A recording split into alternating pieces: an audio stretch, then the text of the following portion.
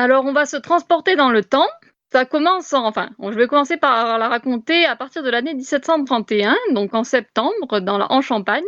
On est près du petit village de Songy, enfin d'abord vers Bar-Saint-Martin, est un village commandé par le seigneur éponyme, qui va à la chasse par un beau matin de septembre et qui voit deux silhouettes qui s'agitent dans les buissons de manière un petit peu inquiétante. Donc, comme tous les chasseurs un peu bornés, il prend son fusil et il tire. Une des deux silhouettes s'écroule et surprise, quand on va voir ce qui se passe, ce n'est pas un animal sauvage, c'est une jeune femme qui est vêtue de haillons, enfin de lambeaux de vêtements, qui est toute griffue, toute sale, qui est noire aussi. L'autre silhouette a détalé. Quelques jours plus tard, on est toujours en Champagne, à côté du petit village de Songy, donc on a repéré la silhouette fugitive qui s'est sauvée parce qu'elle est poursuivie par des paysans qui l'ont vue rôder à côté de leur troupeau et qui s'est réfugiée en haut d'un arbre. Et là, on va réussir à la capturer en lui faisant miroiter des poissons qu'une femme est venue lui apporter.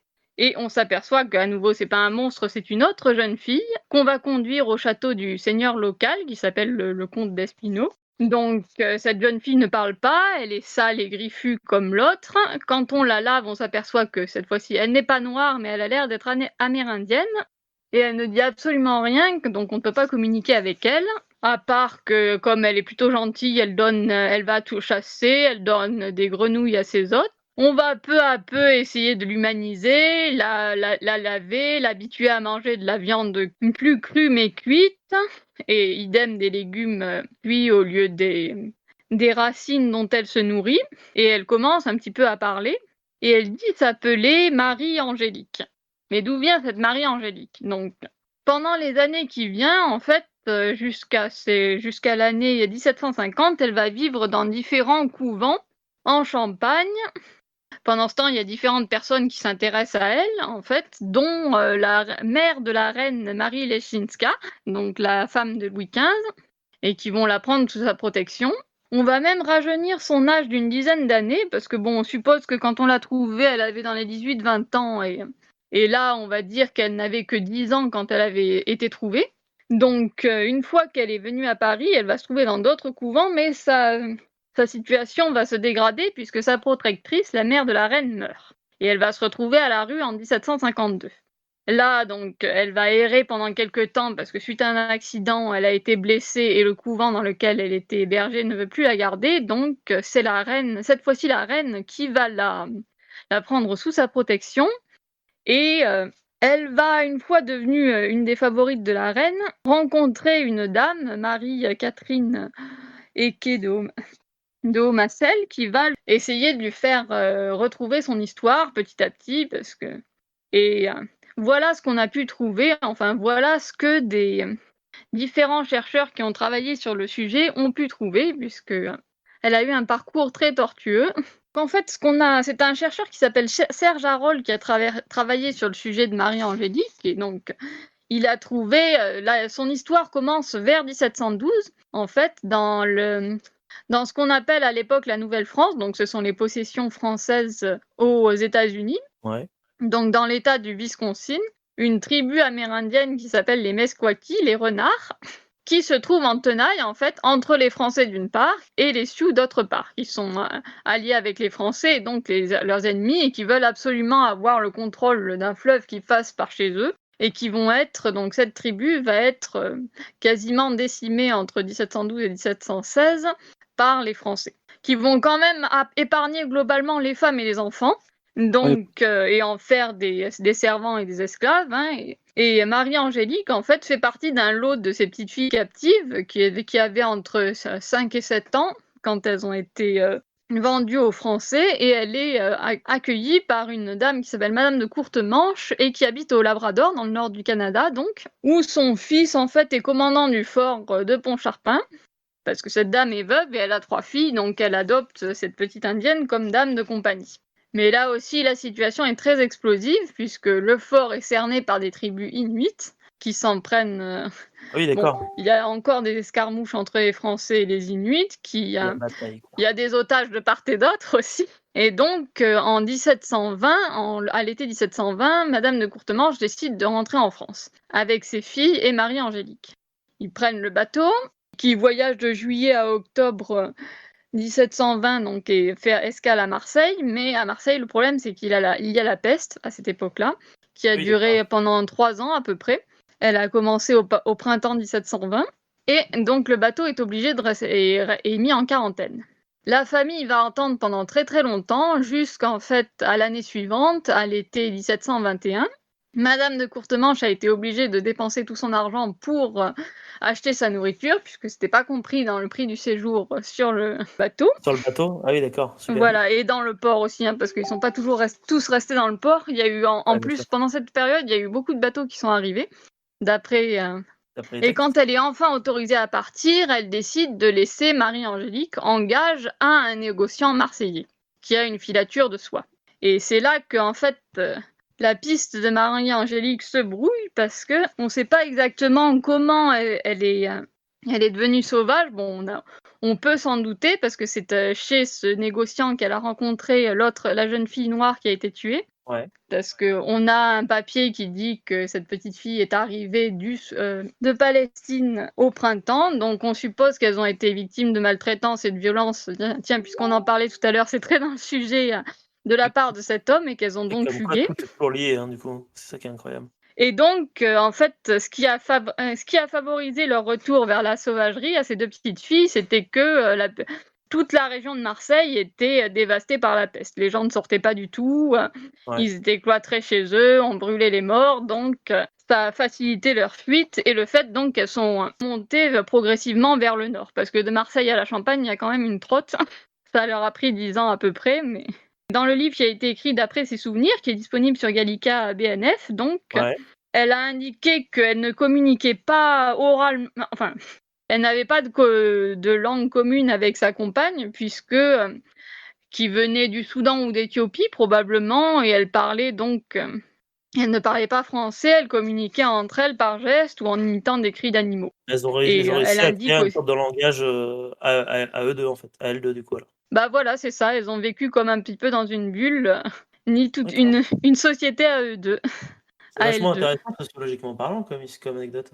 Ah oui, Ça oui. ça veut dire qu'on est capable de finir par se comprendre, même si on parle pas la même langue, et si on est qu'à 2 Ben quoi. oui, surtout que bon, enfin, je pense que c'était deux petites filles de 10-12 ans, pas plus, donc leur vie commune a surtout tourné autour de la survie, donc arriver à se Ouais. réchauffer en hiver, se nourrir, puisqu'elles sont quand même revenues, elles mangeaient des grenouilles crues, donc, ou des lapins crus aussi, donc.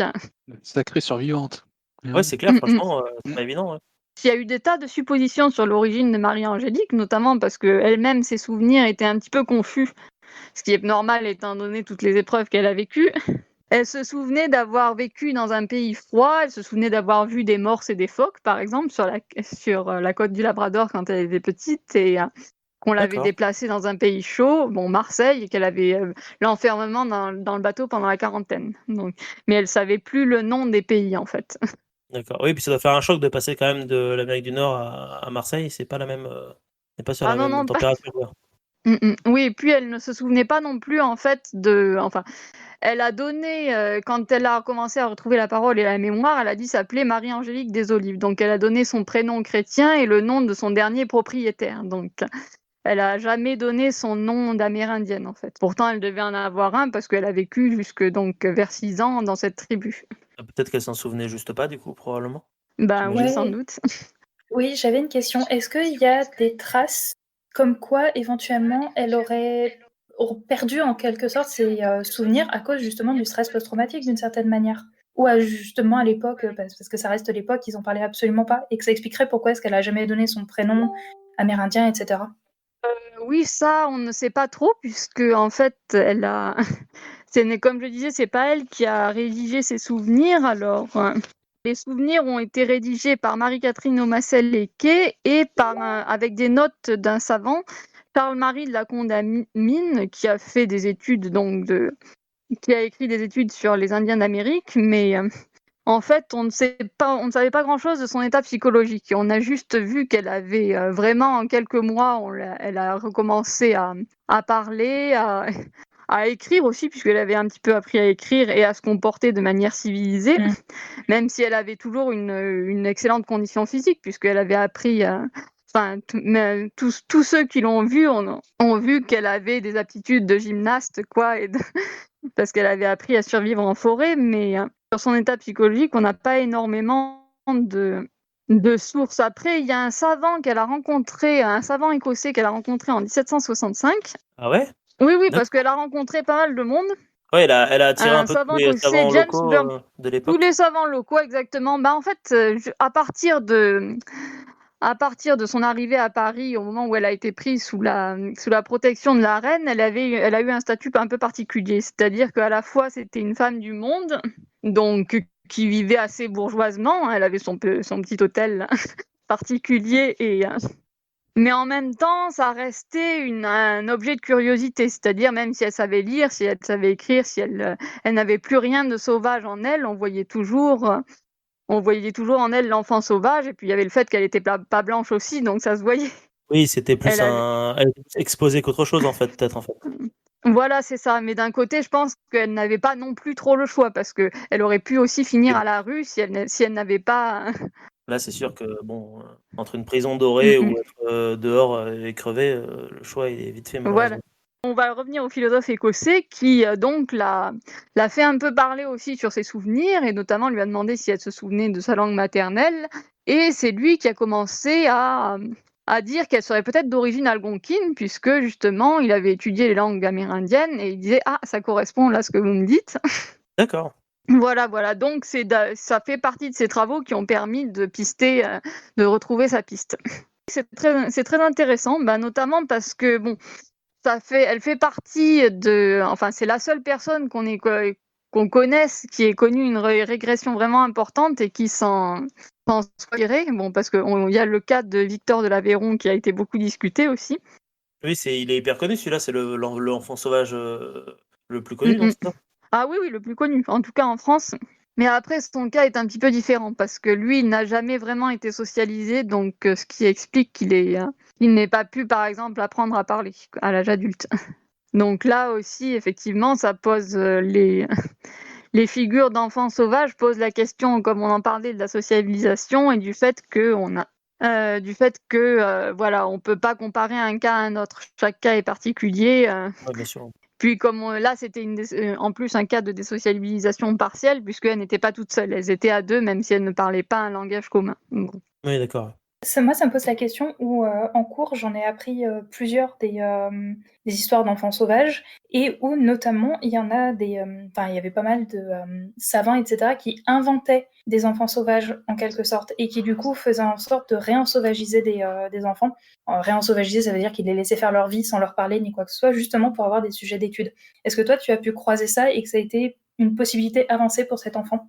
Je dis pas que c'est le cas du tout, mais que ça aurait pu être quel enfant, en fait? Alors, j'ai plus les noms des enfants, ça fait 6 ans maintenant. Mais tu veux dire pour Marie-Angélique ou pour Victor de l'Aveyron ou pour... Non, pour Marie-Angélique, par exemple. Est-ce que Qu'elle était une fausse enfant sauvage, tu veux... Est-ce qu'il y aurait eu des théories à cette époque qui auraient pu avancer qu'elle ait été une fausse enfant sauvage? En fait, c'est ça que je veux demander. En fait, la théorie à l'époque, c'était surtout de savoir d'où elle venait et aussi combien de temps elle avait passé en forêt, parce qu'il y a eu la falsification de son âge qui a beaucoup... qui au départ était en fait pour la protéger, parce que c'était pour l'aider à mieux s'intégrer, mais qu'on ne Du coup, il y dise a eu des pas, elle a magouilles en passé... fait quand même. Voilà, c'est ça, complètement, c'était... D'accord. Complètement. Donc en fait, on ne sait pas... Si vous me permettez, j'ai juste un moyen d'éclaircir. C'est quoi pour vous, c'est quoi pour toi, Hello, une fausse enfant sauvage du coup? C'est genre un fake en fait. On fait semblant qu'il soit une enfant sauvage pour gagner de la thune par exemple ou quelque chose comme ça, hein?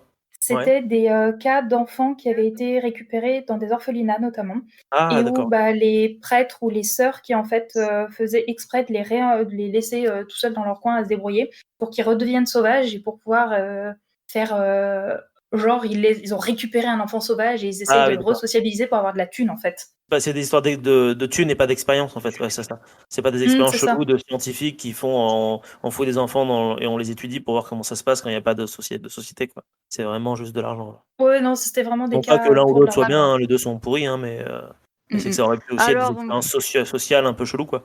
Alors parce qu'en sociologie, il y a ce qu'on appelle les enfants placards, c'est-à-dire que là c'est dans des cas de maltraitance extrême où des Mmh. enfants sont vraiment laissés dans des situations Les d'isolement et Russes de ont fait ça à un moment donné, non de foutre des enfants tout seuls dans une pièce et de voir ce qui se passe alors qu'ils parlent tous pas la même langue, qu'ils sont tous super jeunes, je crois qu'ils sont tous morts, non? Il y a pas un Ça, truc comme ça? c'est une expérience qui, paraît-il, avait été tentée en premier par l'empereur, comment il s'appelait déjà? Celui qu'on appelait la stupeur du monde.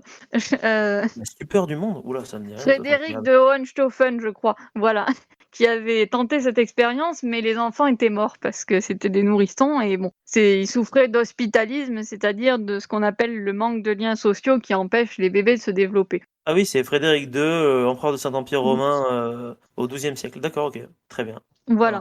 Un mec bien. Donc, Cool.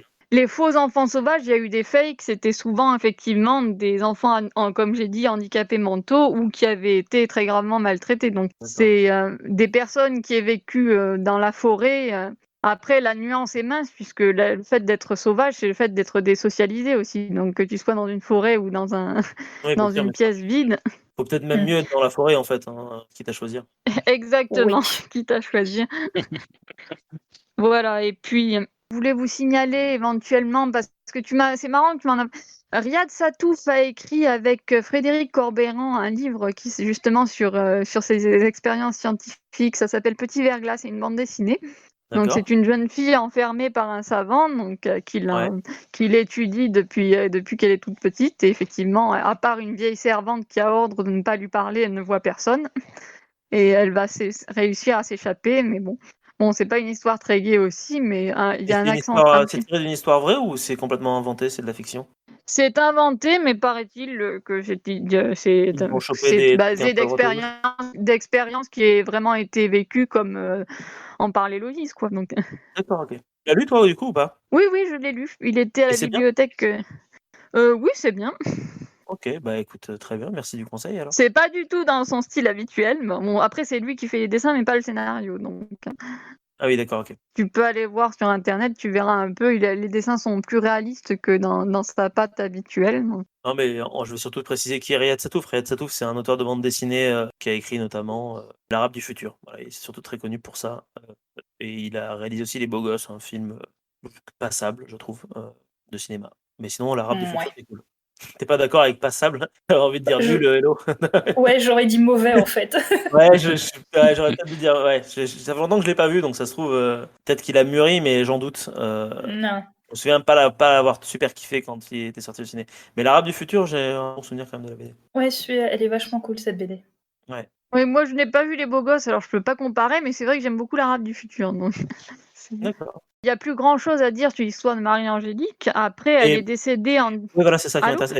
Elle est morte quand du coup alors? Elle est morte en décembre 1775, donc à D'accord. un peu plus de 60 ans, probablement soit d'une pneumonie ou d'un problème lié à son asthme, puisqu'elle toussait beaucoup à la fin de sa vie. Il y a des théories qui disent qu'elle aurait été empoisonnée parce que quelqu'un lui devait de l'argent. Donc, mais ça, on ne sait pas si c'est de la Ouais, réalité ou encore du sensationnalisme parce que ouais, voilà. d'accord. On Ok, bah en tout sait cas, elle aura que une putain de vie, cette personne. oui, Ouais, triste vie, Ouais, c'est capturée, clair. avec sa tribu massacrée, ensuite servante dans un port assiégé au Canada, ensuite la peste à Marseille. Ouais, c'est la définition de tomber de Caraïbes en Scylla, quoi, en fait. Ouais. Je t'en prie. Après, il y a une bande dessinée sur sa vie qui a été faite, c'est par Jean-David Morvan, Aurélie Bévière et Gaël Hersan, donc c'est pas mal du tout. Ça alterne justement entre sa découverte et son enfance, en fait, jusqu'à ce qu'elle devienne sauvage. Ouais. Voilà, donc je la conseille si vous la trouvez. Elle est sortie il y a quelques années. D'accord, Sinon, ok. je sais qu'il y avait même une série qui avait été prévue de faire sur sa vie, mais en fait, les producteurs ont renoncé. D'accord. Parce qu'ils pensaient Alors, que ça c'est pas rapporterait pas de thunes ou Non, parce que c'était c'était parce que nul? non, parce que c'était trop compliqué en fait, parce qu'elle a eu une D'accord. vie, elle a été dans tellement d'endroits différents ça aurait demandé beaucoup de voilà, donc C'est marrant ça, parce ce que ça serait se un trouve, sujet avec ça se trouve de nos jours, ça passerait nickel en termes de budget, vu que les budgets des séries explosent maintenant. oui, donc peut-être que ce sera un Ça projet sera qui fait un jour. sera C'est hyper intéressant. Si ce petit instant passé en notre compagnie vous a plu et que vous avez envie d'en passer d'autres avec nous, eh bien n'hésitez pas à vous abonner, mettre un petit pouce bleu, partager la vidéo ou encore nous suivre sur les réseaux sociaux. Sachez que vous pouvez aussi écouter cet épisode dans son entièreté et pour cela vous n'avez qu'à vous rendre dans la description de la vidéo. Je vous dis à très bientôt pour à nouveau écouter un petit peu de tout et surtout un petit peu de rien.